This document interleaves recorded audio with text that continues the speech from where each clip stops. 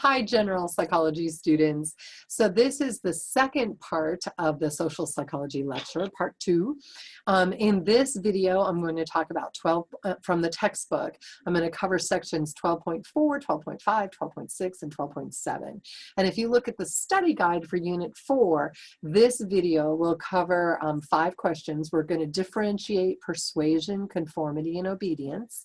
I'm going to discuss social facilitation, social loafing, and social contagion. I'm going to introduce and talk a lot about Milgram's classic study in obedience and Ash's classic study in conformity.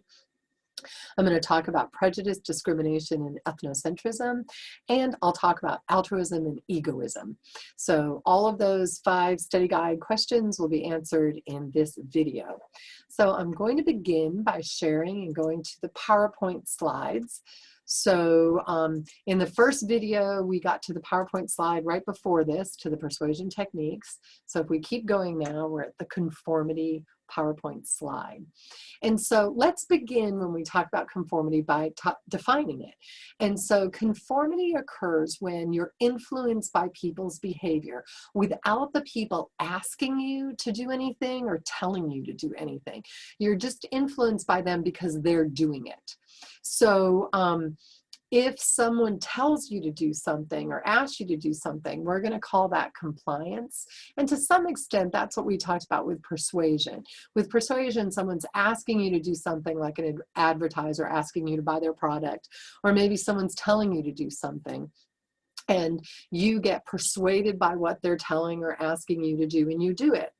But with conformity, no one's asking you to do anything. No one's telling you to do anything. You're just noticing that other people around you are doing it, so you do it also. So conformity is very different than persuasion. We're also going to talk about obedience in a few minutes. And obedience is when you're doing what an authority figure wants, either because the authority figure tells you to or demands that you do it, or you feel that there'll be punishments to you if you don't do it. So obedience has to do with doing what an authority figure says.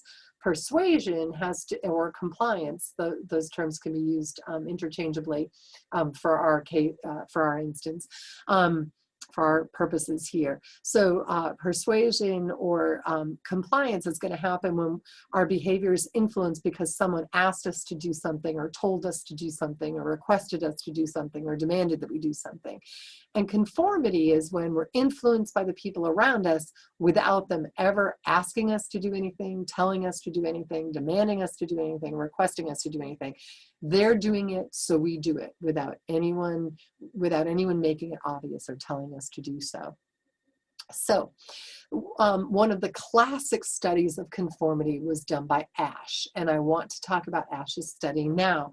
And Ash's study is so important to us in our understanding of conformity, but it's also really important to us in our understanding of surveys and how survey methods may not always be the best method to use.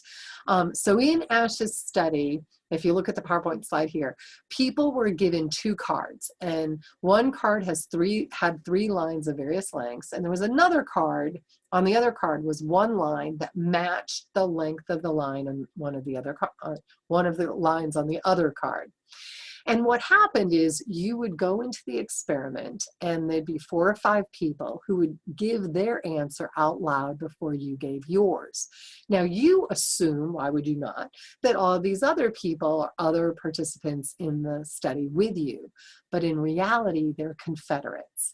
They're actors in on the experiment with the experimenter. And so on these key trials, each of the confederates will give the same wrong answer. And then it's your turn. You're the real subject. You always go last. And you're asked, what do you think? And when we give people a survey, on a survey, if we tell people, okay, we're going to put you in the situation and you're going to look at these 2 cards with lines, and there's going to be 4 or 5 people before you, and to this card here, even though the answer is clearly C, the 5 people who go before you are all going to give the answer A. What will you give when it's your turn to give the answer? Will you give what you know to be the true correct answer of C, or will you conform with everyone else and give the answer A? And in a survey, when we ask people this, people will say, oh, I'm not going to conform. No, why would I conform? That's silly. No, I would say what I know to be the true correct answer, C. And way over 95% of the people will say that they will not conform. But when Ash actually did his study, well, let's just say that's not what happened. So I'm going to stop the share here, and I'm going to start a different share so that we can watch a little video on Ash's classic study. But an experiment is not a public opinion poll. It examines behavior under the pressure of social forces, as the experiment of Solomon Asch reveals. The experiment you'll be taking part in today involves the perception of lengths of lines. As you can see here, I have a number of cards, and on each card there are several lines. Your task is a very simple one. You're to look at the line on the left and determine which of the three lines on the right is equal to it in length. All right, we'll proceed in this order. You'll give your answer. Only one of the people in the group is a real subject, the fifth person with the white t-shirt. The others are confederates of the experimenter and have been told to give wrong answers on some of the trials. So in most of his studies, the real subject goes last. Their judgments. Two.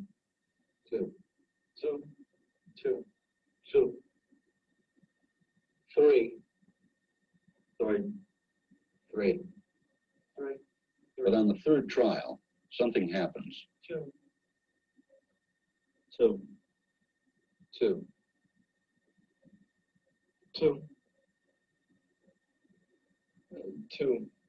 The subject denies the evidence of his own eyes and yields to group influence. Asch found subjects went along with the group on 37% of the critical trials. But he found through interviews that they went along with the group for different reasons. 1. They must be right. There are 4 of them and 1 of me. 1. This subject's yielding is based on a distortion of his judgment. He genuinely believes that the group is correct. 1. 2.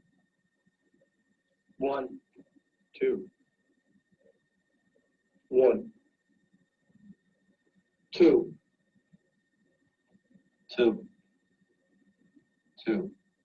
I know they're wrong, but why should I make waves? 2.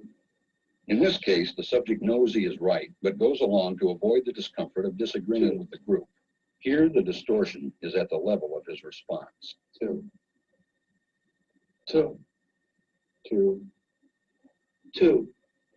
In the previous experiment, the naive subject stood alone against the group. In this variation, Asch gave the naive subject a partner, here seated in the third position, who also gives the correct response. 1. 2. 2. With a partner, yielding drops to only 5% of the critical trials, compared to 37% without a partner. Although subjects report warmth and good feeling toward the partner, they typically deny that he played a role in their own independence. The partnership variation shows that much of the power of the group came not merely from its numbers, but from the unanimity of its opposition. When that unanimity is punctured, the group's power is greatly reduced. Sometimes we go along with a group because what they say convinces us they are right. This is called informational conformity. But sometimes we conform because we are apprehensive that the group will disapprove if we are deviant. This is called normative conformity. The strength of the normative factor is shown in another variation carried out by Asch. In this variation, the subject is told that because he had arrived late, he would have to write his answers. Subjects in this private response experiment are exposed to the same amount of misleading information as other subjects, but they are immune from any possible criticism by the group. 1. And this enormously reduces the pressure to conform. Conformity drops by 2/3. Asch's experiment is a classic. It reveals how people will deny what they see and submit to group pressure. It allows us not only to observe conformity, but to study the conditions that increase or reduce its occurrence. Okay, and so that, let me stop the share now. So that, that is Asch's classic study of conformity. And in the video that you saw, he said how 37% of the people conformed on any one of the key trials, the trials where all the Confederates said the same wrong answer. But I want you to know that Ash went and reanalyzed the data, looking at the percentage of participants who conformed even once. So let's say there were 200 trials, and of those 200 trials, 20 were key trials. When he analyzed the data asking, did Sammy ever conform even one time on any of the 20 trials? Did John conform even once on any of the 20 trials? Did Antonio conform even once on any of the 20 trials? When he analyzed the data that way, nearly 80% of the people, I think it was 77%, nearly 80% of the people conformed at least once. So yes, on any one given trial, you had, more than a third of the people conforming. But when you reanalyze the data, it's almost 80% of the people conformed at least one time. So when we do this in a survey and ask people, what would you do? You have over 95% saying, I would never conform. And then you do the study, and over 80% or almost 80% do conform at least once. So Ash's conformity study lets us know so much about conformity, but it also lets us know about how you can't really trust the survey method all the time, as much as you might want to. Okay, and let me go back to share screen with the PowerPoint slides. So conformity, we've talked about Ash's classic study, and you could hear in the video them talk about why we conform. Some of us conform some of the time because of informational social influences. This is when we think the other people are right, like 5 other people just thought it was all the right, the same answer, I must be wrong. But then sometimes we know the other people are wrong, but we're going to do what they're doing just to fit in so they'll like us. Remember, similarity leads to attraction. So we're going to do what they're doing so that we're not rocking the boat, we're getting along, and we call that normative social influence. So informational social influence and normative social influence helps to lead to conformity. Remember, conformity is when we're doing what other people are doing because they're doing it, not because they told us we have to agree with them. You could see in Ash's study, the men were never told you have to reach consensus or agree with each other. You're just told to give your answer. And then when you gave yours, you could see how many of them conformed. Okay, so we have talked about persuasion in the last video. We just talked about conformity. Now I want to talk about obedience. This is the next topic that's discussed in your textbook. And so obedience is a change in behavior in response to the commands of others. And your book talks about usually to please an authority figure.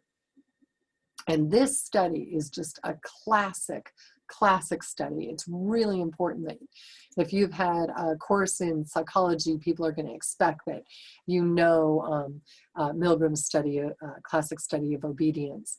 So one way that I could talk about this would be to just tell you what Milgram did and what he found. But I have found in presenting this study that it's much more impactful if you see this experiment through the eyes of a participant. So I'm going to go through and sort of tell you what it would be like to be a participant in Milgram's study. And we're going to look at it from this vantage point. So if you were a participant in Milgram's study, you would be living in the Connecticut area outside of Yale University somewhere. And you would have been reading the newspaper, and you'd see that there's an advertisement where they're looking for volunteers to participate in an experiment. And so you might go, that sounds like something I'd be interested in doing. And so you'd, call the number on the screen and say, yep, I want to participate in this experiment. And they'd tell you what day and time to come to the lab. So you'd show up to Yale University, to the laboratory they told you to come to, and you'd meet a man in a white lab coat carrying a clipboard who's introduced to you as a professor, and he's the one running the study. And you're told that the study has to do with learning and the effect of punishment on learning. You're like, interesting. And then you meet this other man. He introduces himself to you as Mr. Wallace. You talk a little bit with him, and you find out that he's an accountant in town. He's a middle-aged man in his 30s or so. And so you're like, wow, okay, so this is what this experiment's going to be like.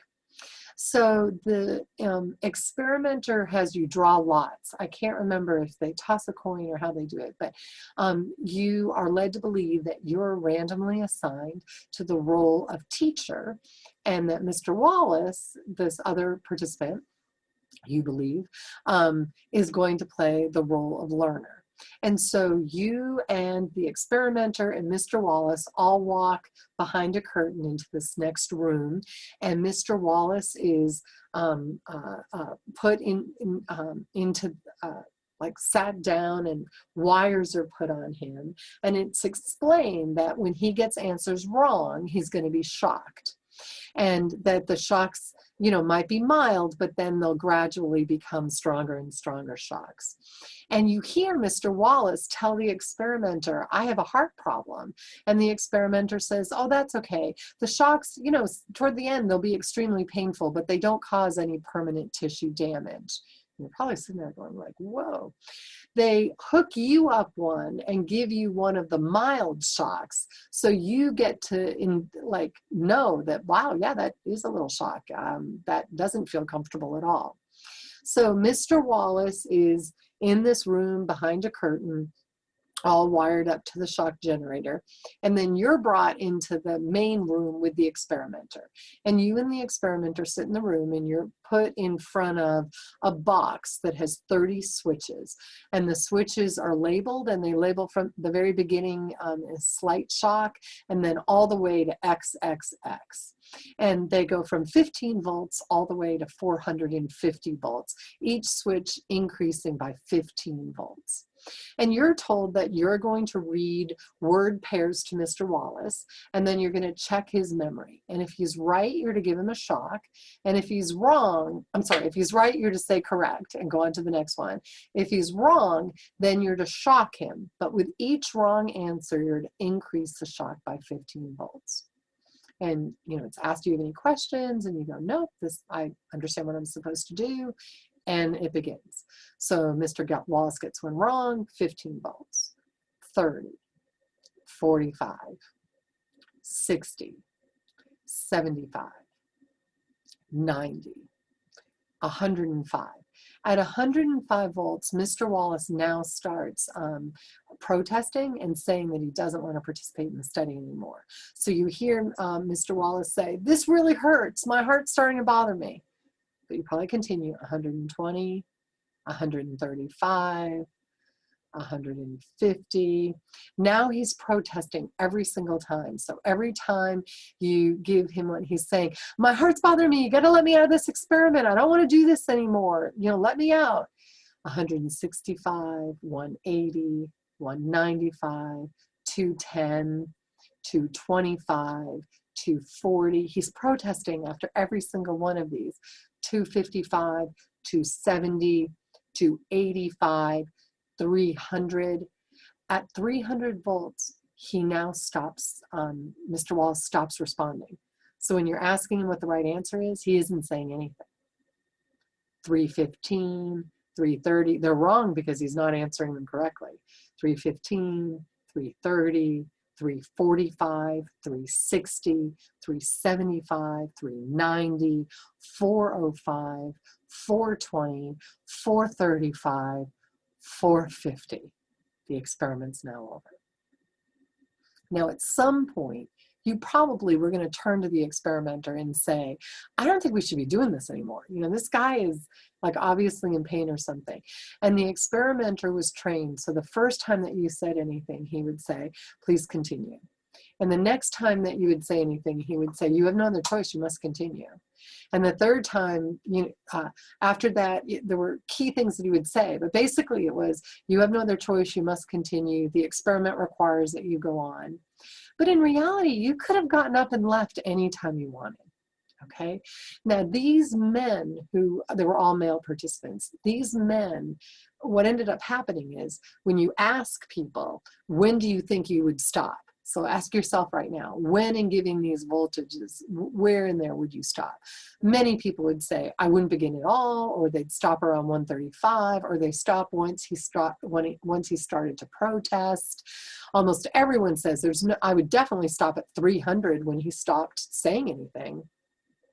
But 65% of the men, in other words, the majority of people in the study, went all the way to 450 volts. So if you were one of the typical men in the study, you would have gone all the way to 450 volts. And while you're doing it, people were not having a good time.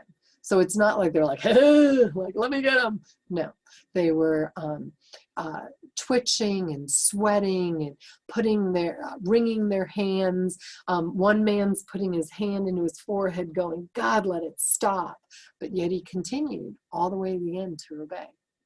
Now the experiment is over. You've gone all the way to, let's say you're one of the men in the 65%, one of the majority men. It's gone all the way to 450 volts. And the experimenter comes out and says, actually, this experiment didn't have anything to do with learning and punishment, or punishment on learning. Mr. Wallace is not another participant. He's a Confederate in on the experiment with us. You never really shocked him. He was just grunting in pain, but he never really got shocked. The only one who got shocked was you, that mild one at the beginning. What we are really interested in here was studying the effect of obedience. We wanted to know how far people would go hurting another person because they needed to obey an authority figure. And thank you for participating in this study. Look what you did. You went all the way to 450 volts. You were very obedient. Can you imagine being a participant in that study? And that is something I don't want to learn about myself. Milgram started doing this research after World War II, in part to try to understand why the guards in the prisons did these, committed horrible atrocities to other human beings. And then in the war, when they were tried for their war crimes, they were like, well, I was just following orders. And they were like, yeah, orders to kill people you shouldn't have been following. Orders to torture people you shouldn't have followed. And so Milgram was doing some of his research to try to understand, like certainly Americans wouldn't do this. Those were German soldiers. But what did he learn? Less to do with being German and more to being having to do with being human. And so people were much more obedient than Milgram or anyone else had expected. And when I think about being a participant in that study, it gives me creepy crawlers. We could never run a study like that now. It would be seen as very unethical. But boy, we learned a lot about obedience.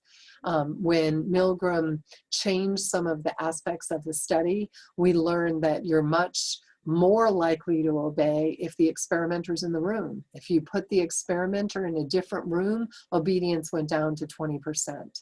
If you had another person in the room with you and both of you had to shock the person in order for the shock to work, if that other person did not obey, then obedience went way down to almost nothing. So if there's someone else who models disobedience for us, we are very likely to disobey. We're unlikely to continue to obey. We also learned in one version of the study, instead of just pressing a button in the shock generator, you actually had to put a mitt on your hand and pick up Mr. Wallace's hand and put it on a shock plate. And so you had to be closer to the victim, and that reduced obedience, but not as much as getting the experimenter out of the room. So we learned a lot about obedience from Milgram's study. What I'd like to do now is just give you a little, I want to show you a little clip from his study, just to make sure you really get an idea of what it was like. Psychologist Stanley Milgram had also looked at how we respond to authority. In order to understand how people were induced to obey unjust regimes and participate in atrocities such as the Holocaust, he set up an experiment. Volunteers were told they were taking part in scientific research to improve memory. Would you open those and tell me which of you is which, please? Teacher, where? Separated by a screen, the teacher would ask the learner questions in a word game and administer an electric shock when the answer was incorrect. He was told to increase the voltage with each wrong answer. Cloud, horse, rock, house. Answer. Wrong. 100. You vote. Answer, horse. Experiment. That's all. Get me out of here. Get me out of here, please. Continue, please. Go right ahead. Let me out. The experiment requires you continue, teacher. Please continue. Participants didn't know that the learner was really an actor, and the so-called sharks harmless. You're gonna get a shot. 180 votes. I can't stand the pain. Let me out of here. Can't stand it. I'm not gonna kill that man. I mean, who's gonna take the responsibility if anything happens to that gentleman? I'm responsible for anything that happens here. Continue, please. All right, next one, slow. Walk, dance, truck, music. Two-thirds of volunteers were prepared to administer a potentially fatal electric shock when encouraged to do so by what they perceived as a legitimate authority figure. In this case, a man in a white coat. 375 votes. I think something's happened to that fellow in there. I don't get no answer. He was hollering a less voltage. Can't you check him if he's all right, please? Milgram's findings horrified America. They showed that decent American citizens were as capable of committing acts against their conscience as the Germans had been under the Nazis. So, one of the reasons why I wanted to show you that short clip is you can tell how the men were not happy. That man was not happy as he was doing it. He was clearly under duress, but yet he wasn't going to stop what he was doing. And so, and that's how it continued.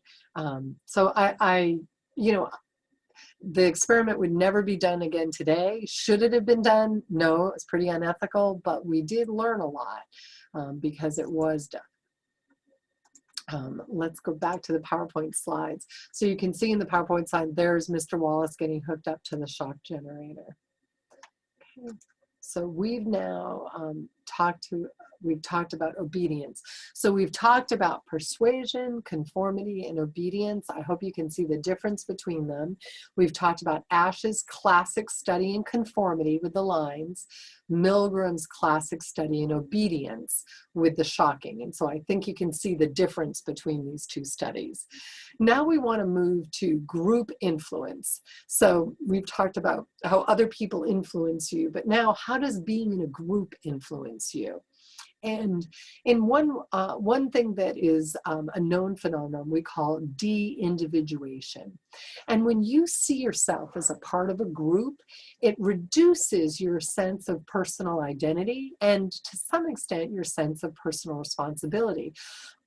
People will act differently when they're de-individuated compared to when they see themselves more as an individual. Now, what will make you de-individuated?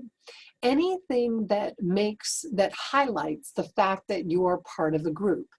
So for example, right now, if I had on a Cameron t-shirt, then I'm going to be to some extent less Mary DeZindelet and more part of the Cameron community. I'm going to be more de-individuated. There have been some famous studies done where they, around Halloween time, we're just a little bit after Halloween now, well, actually it's almost a month now, but around Halloween time, when kids are in costumes, especially if they have masks over their faces, they're going to be de-individuated and they're going to be less likely to follow rules. So if there's a bowl of candy that says, please only take one piece. If the person comes up and doesn't have on a mask, they're very much more likely to only take one piece. But if they have the mask on, they're likely to take a whole handful.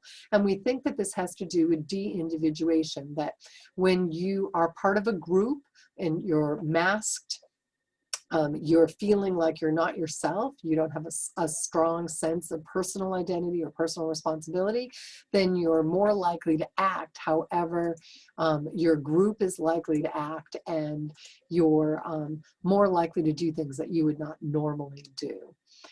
One of the best examples that's talked about in almost all the textbooks with de-individuation is if you go to Mardi Gras or something like that. People do things that they wouldn't normally do because they get lost in the group, this group mentality. Another way that groups can influence us is with social contagion. We talked earlier in the semester about mirror neurons. And so when we watch someone do something, the little mirror neurons in us actually do that behavior. And so when we watch other people yawn, we're more likely to yawn. We watch other people cough, we're more likely to cough. We call that social contagion. Emotions happen this way too. Have you ever walked into a room, or you're in a room with a bunch of people and someone, or no, I guess you walk into a room and you can just tell that the people in the room are not in a good mood, and suddenly you feel like you're not in a good mood either. So the emotions that other people have, we can absorb and get. Social contagion is what we call that. Okay. More on social or group influence is the finding called social facilitation. So social facilitation happens when we work with other people.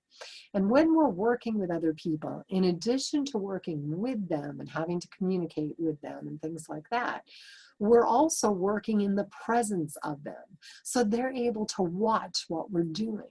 And what we found is that the presence of others ends up affecting our performance, and not just humans' performance. We find this with cockroaches even. And part of what happens we call social facilitation.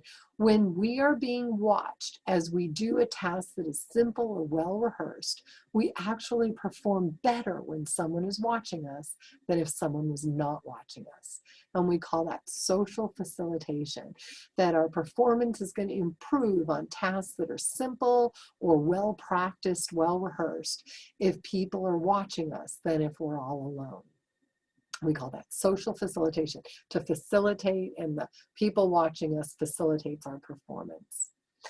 However, there's another part of working with other people called social loafing, sometimes called diffusion of responsibility.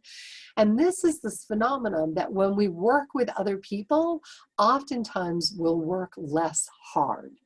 So think about the example here is a tug of war.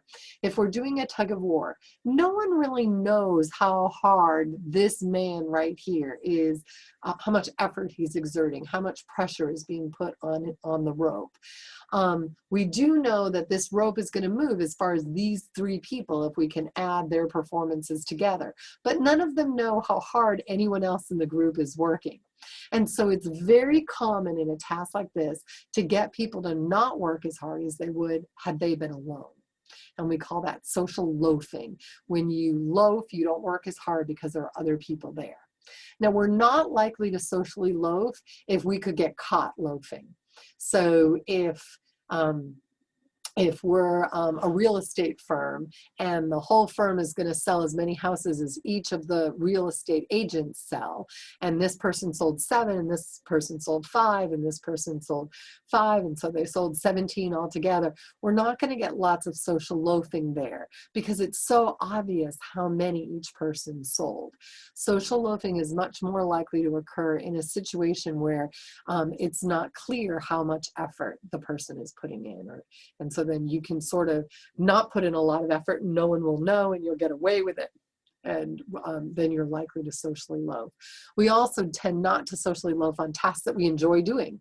So if you're a supervisor and you don't want your people to socially loaf, try to figure out which task each person likes doing the most. And if you assign people tasks they enjoy doing, then social loafing won't happen.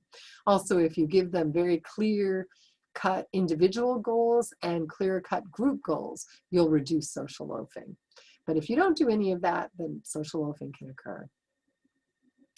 Also part of group influence is this phenomenon that we call groupthink. And so groupthink occurs for a very specific kind of group task where social loafing and social facilitation can happen on a whole bunch of different types of tasks. But groupthink is going to happen only on decision-making tasks. So in our culture, we believe that groups make better decisions than individuals. How do I know this? How do I know that we think that groups make better decisions than individuals? Because almost any decision that's made that's important in our society is made at a group level. We don't have one person deciding the person should have surgery or not. Nope, it's made as a decision. You got the anesthesiologist, the doctor, the nurse, the general physician. They're all sitting around making a decision. Yes, he needs surgery, or no, he doesn't. Are we going to go to war? It's going to be made around a table with a group of people. Should we merge this company and this company? Around the table, a group. There are very few decisions that we make in our culture where we have one person do it alone. Even to decide if someone's going to be guilty or innocent, we have a jury of peers, 6 or 12. Rarely does the judge do it alone. I mean, sometimes we do let them, but most of the time we have groups make decisions because we as a culture believe that group decisions are better than individual decisions. Unfortunately, that's not always true. Because one thing that can happen when you're in a group, there's some other things too, but the one that your book talks about is groupthink. And what happens with groupthink is that everyone in the group values getting along with one another over making the right decision. And so group members sort of feel this pressure to conform with one another, and there's lots of self-censorship. And because of the self-censorship, and because no one is saying things that disagree with what the decision is that's being talked about, no one's saying any ideas of why this isn't a good idea, then each individual around the table starts to think everyone else agrees. I'm the only one who thinks this is a bad idea. So then they don't say it. And then that even looks even more like everyone agrees. And then the decision gets made, the group goes down the rabbit hole and makes a really bad decision. And then if bad things happen, oftentimes people will say, I thought that, I was worried that might happen. Well, how come you didn't say anything? And one reason why you might not have said anything is you didn't feel like that was the norm for this group. That for this group, it seemed like getting along with one another was more important than coming up with the right decision. What can you do to avoid groupthink? Well, one thing is just knowing about groupthink should make it less likely. So next time you're sitting in a group and you're making a decision and everyone seems to be agreeing with one another, ask yourself, is this real or is this groupthink? And you might even throw out something negative like, I don't think this is a good idea, and just see what happens. And if groupthink is going on, then some people are going to go, I'm really worried about this too. I'm worried because of this, or I think this is a problem, or I think we need to think about this too. And then, you know, ooh, that group was on the road to groupthink, except that you got them, you know, off of groupthink by your statement of saying you disagree. If you're not comfortable doing that, ask someone in the group each time it meets to play the role of devil's advocate. That will help get rid of groupthink. You can also subdivide the group into mini groups and sort of almost encourage the group to have cliques and then have them get back together. That can reduce groupthink. But that also has some other negative effects. So I hope you understand what groupthink is and some ways to get rid of it. So now that we have talked about persuasion and conformity and obedience, and basically how other people end up influencing us. And then we've talked about groups and how the group can influence us, how the group can influence us where we feel so much that we're part of the group that we lose our individual beings, how we get influenced by other people with our mirror neurons, with social contagion, how other people watching us actually improves our performance on simple, well-rehearsed tasks, in part because it increases our arousal, and how being with other people doing tasks, if we think we can get away with it, can actually reduce the amount of effort we put in. And then the last thing we talked about was groupthink. When we make decisions, we need to be careful that groupthink doesn't go on, that we really make sure that we're making the best decision we can and we don't get swept up into the good feelings of everyone getting along. I want to switch topics now to what we call intergroup relations. So this is when different groups are getting along. So not me as an individual in a group, but rather me as part of a group and then other groups also getting along at the same time. So we all have groups that we belong to. So for example, I belong to the group of being a woman. I belong to the group of being a faculty member. I belong to the group of being a mom. So those are what we call my in-groups. So when I meet another mother, then that mother and I, we share an in-group.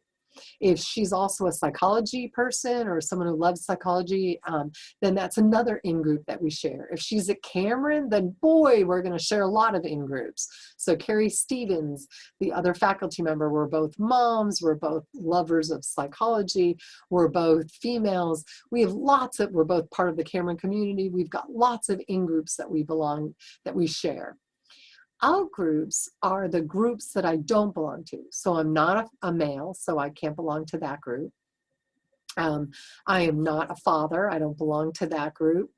I am not a chemistry major, so I don't belong to that group. So chemistry majors are my out-group. Men are my out-group. And what happens is that we respond to people to some extent differently based on whether they're an in-group or an out-group. And some of this might be surprising to you. I know it was surprising to me when I started learning about it. So there's a theory called social identity theory that quite honestly is rather shocking, where they use this technique called the minimal group technique, where they randomly assign people and told them that they were either in group A or group B. And they, as you, a coin would get tossed and you'd be told, up, it's heads, so you're in group A. Up, it's tails, you're in group B, go have a seat. After you sat down, group A and group B members were just to sit anywhere. They didn't sit together. And as you sat alone at your desk, you were then handed sheets of paper of things that you were supposed to do. So there was a big anagram task that you had to do. There was a math algebra problem worksheet that you had to do. And you were given a thing with a stylus, and you had to move a ball up with your stylus up like a maze type task. So there are all these different tasks that you did alone at your desk. Then when it was done, you were, based on your performance, given money. And you were allowed to keep the money that you earned, except that you could only keep 10% of it. The rest of the money you needed to give away. And you needed to give it away any way you wanted to the other people in the room. Now, think about this. You don't know these other people. You haven't talked with these other people. You don't know how well they performed comparatively to you. You're not going to see any of them again. Does that kind of make sense? It would seem to me like it would be logical that people would keep the amount of money that they could, the 10%, and then they would distribute equally the rest of the money among everyone else in the room. But that is not what people did. It's not what they do. They divide the money up equally among the other people in their group. So if they're group A members, they go, I'll take 10%, the rest of it divided up among the other group A members. If they're in group B, divide it up among the other group B members. We show this advantage, this bias favoring our in-group members over, and we degrade, we rip off, we don't do as much for our out-group members. Even when the group is barely a group. You didn't even talk to these people. You're never going to see them again. A and B was meaningless. It was all based on a coin toss. What is going on here that we are so affected by our group membership? And what social identity theorists found is that anytime our self-esteem is threatened, one way that we can feel better about ourselves is to upgrade our in-groups and degrade our out-groups. And in doing the different tasks that you had to do, probably there were some tasks that you didn't do as well as you wanted to do or thought you should do. And so your self-esteem is threatened, and people respond by then upgrading their in-groups and degrading their out-groups. Now, this has some pretty not so positive implications when you think about how we can create in-groups and out-groups. So one way that we can create in-groups and out-groups has to do with our own ethnicity. And if you favor your in-group, your ethnic in-group, we call that ethnocentrism. And if you're degrading your outgroup, with the outgroup being an ethnic outgroup, we'll call that racism. And so racism and ethnocentrism is really a problem for a lot of people, a problem for America right now. And it is really, really hard to get rid of it. And one of the reasons why it can be so hard to get rid of ethnocentrism and racism is because we're not even aware we have it. So I might know that my in-group is being a white female, and that Black men are part of my out-group, or Latino men or Native American women are part of my out-group. But I may be completely blind to the fact that I end up favoring the in-group over the out-group. And in fact, we call this, oh, I guess we don't have a slide on it. Oh no, here it is. We call this type of prejudice explicit versus implicit. So explicit attitudes are attitudes that I know I have. If you ask me about it, I'll say, yeah. So here's an explicit attitude that I have. I know very few people from Saudi Arabia, but my daughter went to an all-girl high school in Dallas. And when she went there, most of the other kids that went there lived in Dallas, but there was a group of kids that lived in the dorm, and my daughter had to live in the dorm because she can't commute from Oklahoma. And she was in the dorm. Most of the other students in the dorm were from other countries. And several of the students were from Saudi Arabia. And every single girl who was at her school who was from Saudi Arabia was unbelievably physically attractive. They were just drop dead gorgeous. Well, I don't get to see very many women who are just drop dead gorgeous where they look like a model and you're like, whoa. I also meet very few people from Saudi Arabia. But you had this combination of these two very unique things, and we call this a illusory correlation. When you get these two very unique things that happen together, we're very likely to form a relationship between these two things, to see a relationship that doesn't exist. And what we end up with is an implicit attitude. These are attitudes that exist on a deeper hidden level that we don't even know we have. Like if you ask me, are girls from Saudi Arabia more attractive than girls from other countries? I'm going to say, of course not. Explicitly, I do not know that I have this attitude, but on some level, I bet I do. And so these implicit attitudes are really hard to look at. These implicit prejudices are really hard to look at because we're unaware we have them. So then you might be saying, well, then how do you know we have them if we don't know that we have them? So we have ways of measuring them. One is called the implicit attribution test. And they're basically ways where we flash things on the screen and we ask you to respond really quickly to things. And it lets us know how you've organized information in your memory. And when you do this, it is very easy, and often we will find that people will have ethnocentrism, that they will, after having pictures of in-group members, same race people, flashed on the screen, and then they're shown words that are positive things, they'll respond more quickly to the positive word, saying, yes, it's a word. And for people of different races and different ethnicities, they'll respond more quickly to negative words. And so we know that implicit prejudice exists, that we have attitudes toward outgroup members that are not positive that we're unaware of. And so understanding that is important because you're not going to be able to take care of a problem if you don't even know the problem exists. And so let's talk about these definitions of what's a stereotype, what's prejudice, and what's discrimination. So stereotypes are cognitive schemas. They're cognitive ways that we see a person. They're generalizations about a person's characteristics based solely on the fact that they're a member of a particular group. So we might have a stereotype of what it's like to be an ice skater, a stereotype of what it's like to be a Harvard University person, a stereotype of what it's like to be a Cameron University student, a stereotype of what it's like to be a psychology major. These are stereotypes that we have. They're ways that we've organized memory. They're thoughts or constructions, cognitions that we have about people based on the fact that they belong to that group.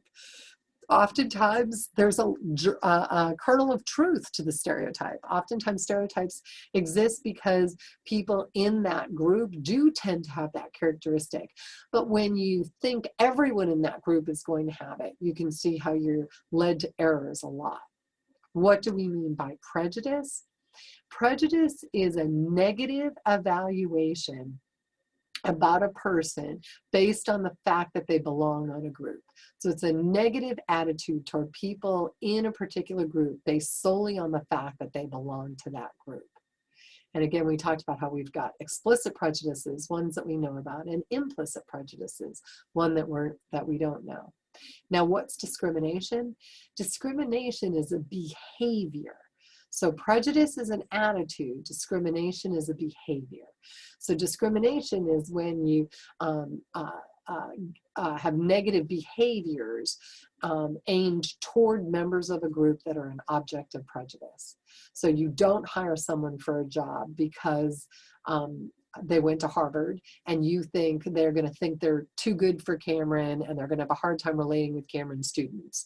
And so you're discriminating against them because you have this prejudice that because they're from Harvard, they're not good at relating to regular people like people at Cameron. And so you don't hire them to teach at your university.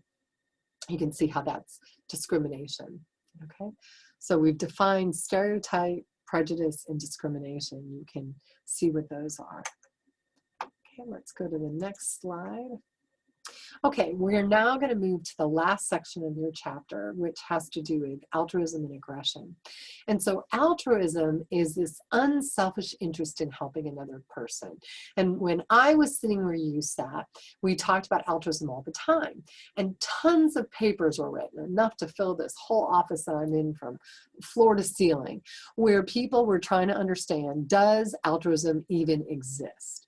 Isn't it true that oftentimes when we're helping someone else, we're helping them so that they'll help us in the future maybe, or we're helping them thinking that that will give us good karma, or that God will think well of us, or other people watching will think well of us. So really, we're not helping just out of this unselfish interest to help another person. We're helping with some ulterior motive. And so there were tons of papers written trying to understand if altruism even exists.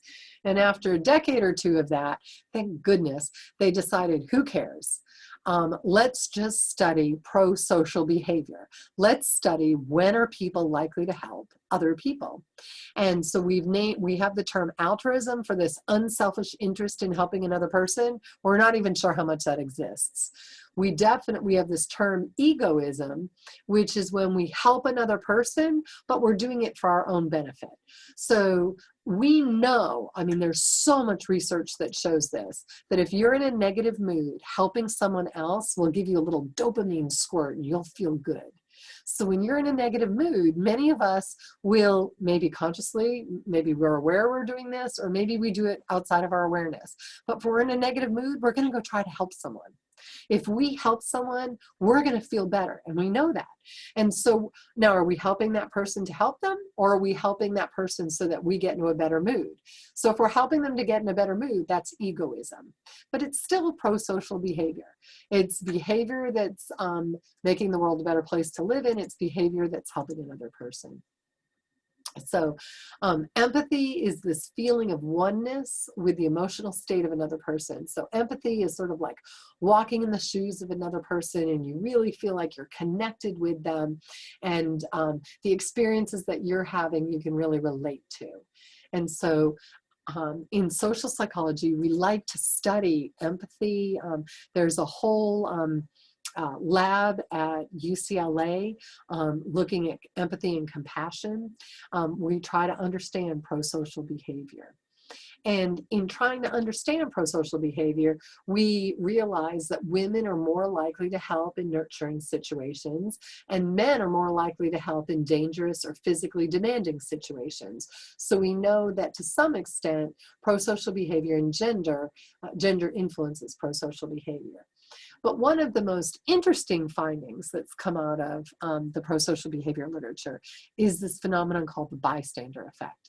And the bystander effect is the fact, this phenomenon, that the more people that are around to help you in an emergency, the less likely any one of them will be to help. I mean, is that not counterintuitive? The more people that are around who are able to help you, the less likely any one of them will be to help. And there's a whole big theory of these 5 steps of emergency that can explain why. But I think that's beyond the scope of a general psychology class. And so rather than showing you that, I think it makes more sense to show you just a short video about the bystander effect. Place like this street in New York City, if you were unfortunate enough to be the victim of a crime or taken ill unexpectedly, you might think that surrounded by all these people, someone would intervene. After all, isn't there safety in numbers? Psychologists say no.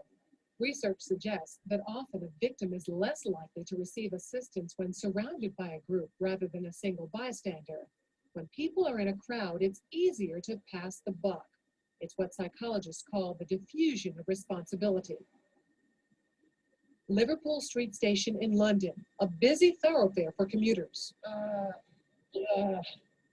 Unknown to these passers-by, Peter is an actor. As part of an experiment on bystander apathy, he's pretending to be ill. How long before he gets help?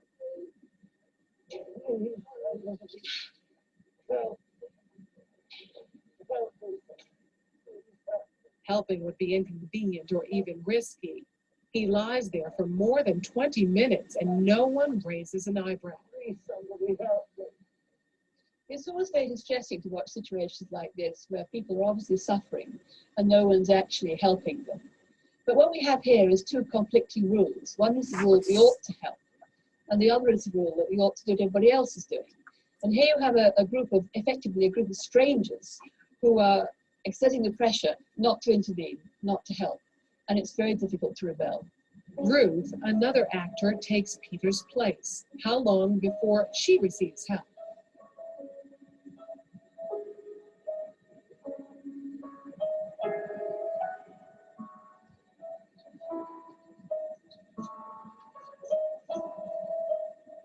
Four minutes later, and 34 people have passed without stopping. Well, people don't really want to know. They just haven't got the time. Well, they have got the time, they just don't want to get involved. Unwittingly, these strangers have silently formed a temporary group with a rule: don't get involved. They're afraid to stand out from the crowd and won't take action if no one else does.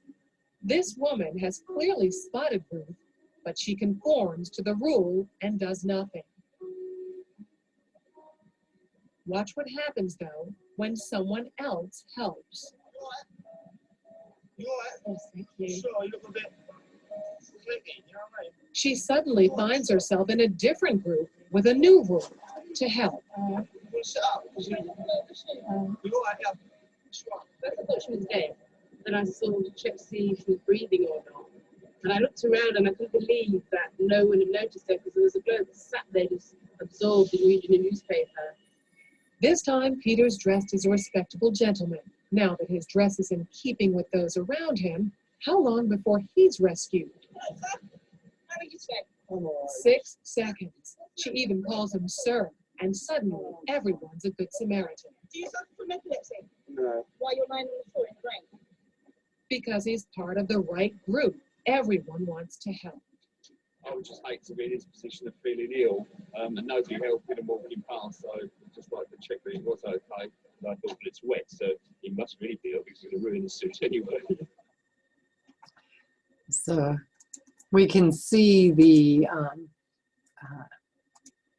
you can see the bystander effect there, and how they're saying that to some extent the bystander effect happens because you feel like he's in an out group and everyone around him is on the in group saying, oh, we're not supposed to help right now.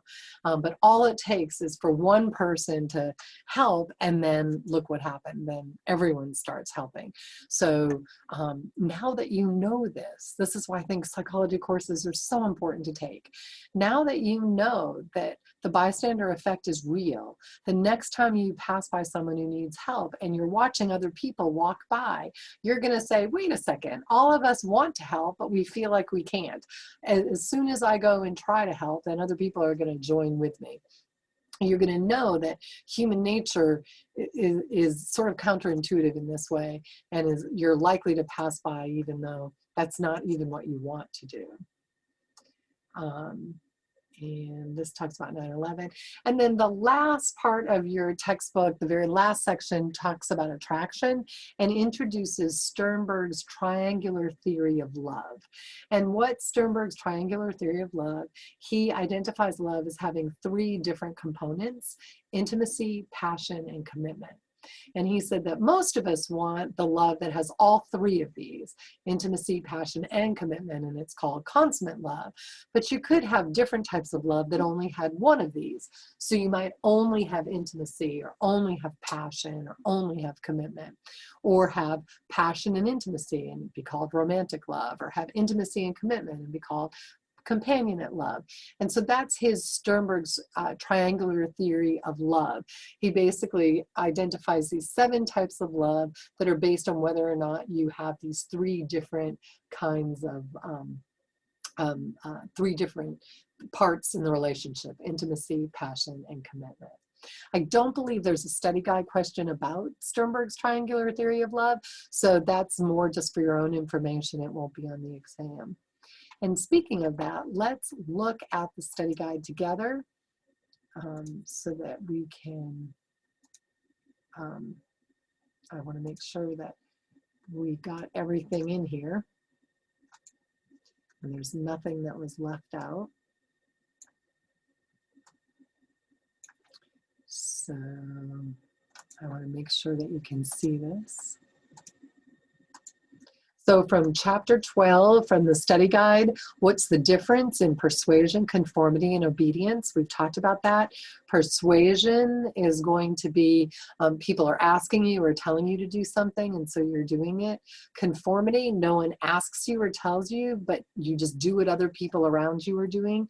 And obedience, a person in authority tells you to do something and you do it, or maybe they didn't even tell you, they just requested that you do it, but in order to please or not get punished by this authority person, you do what they say.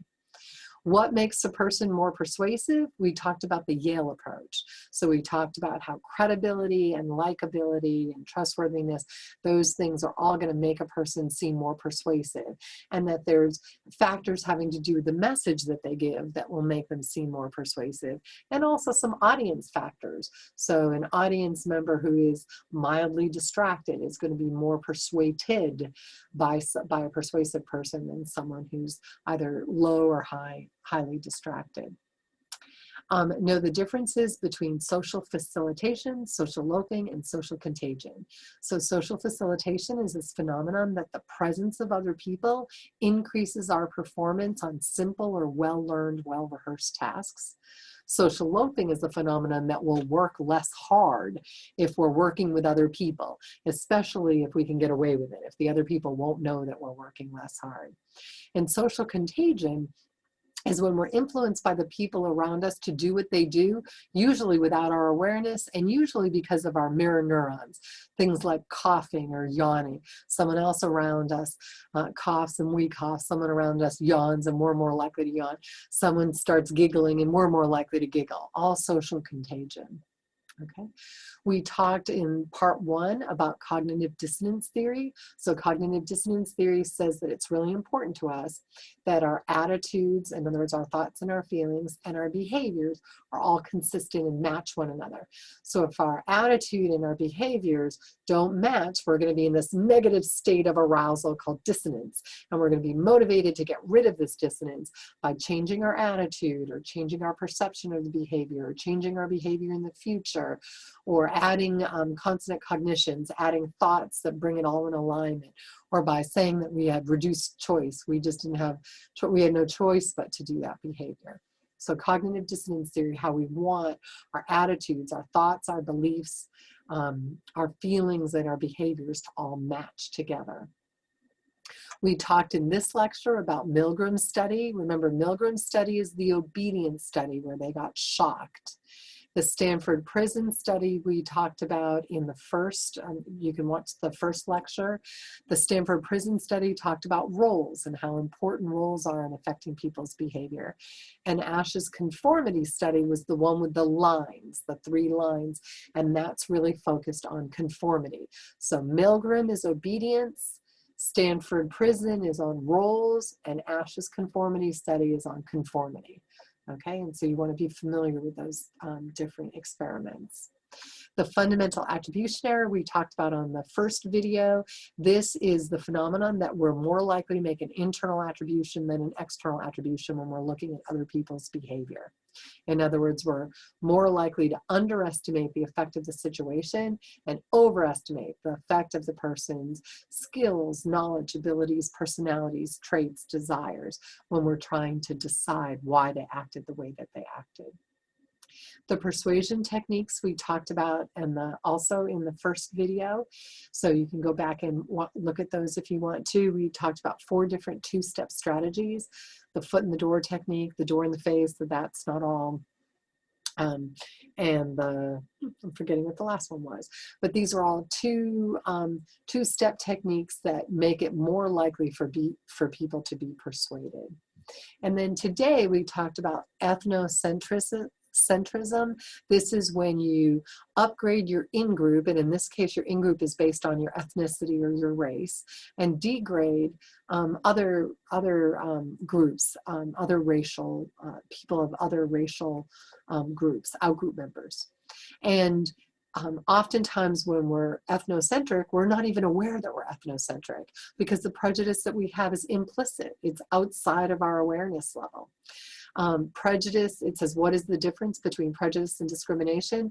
Remember that prejudice is negative attitudes toward people based solely on the fact that they belong to a group. And then discrimination are behaviors, negative behaviors targeted toward a person who's part of a group for which there's prejudice. And so prejudice and discrimination, even if they weren't negative, would be negative because you're robbing the person of their individual humanity and seeing them only as part of a group member.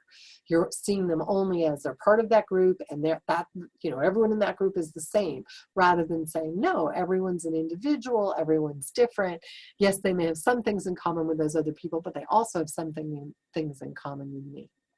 And then the very last thing we talked about was the altruism and egoism. So altruism is you help people without even thinking about yourself. Egoism is you help people with an ulterior motive because it'll make you feel better about yourself, put you in a better mood.